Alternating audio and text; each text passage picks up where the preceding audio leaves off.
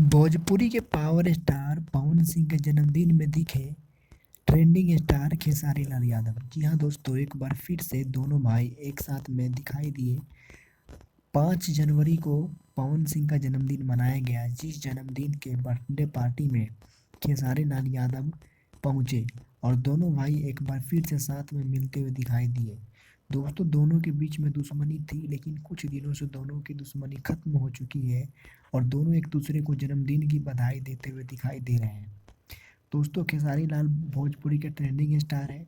वहीं पे power star Pawan Singh की बात करें तो भोजपुरी में पावर स्टार के नाम से जाने जाते हैं और दोनों कलाकारों ने भोजपुरी को बहुत आगे तक बढ़ाया और बहुत आगे तक लेकर जा रहे हैं। दोस्तों, पवन सिंह का जन्मदिन 5 जनवरी को मनाया गया, जिसमें बड़े बड़े स्टार शामिल हुए। सनी लियोनी बॉलीवुड से, वहीं पे खेसारी लाल यादव और भी बहुत नेता और अभिनेता सभी लोग शामिल हुए और पवन सिंह को उनके जन्मदिन की बधाई दी।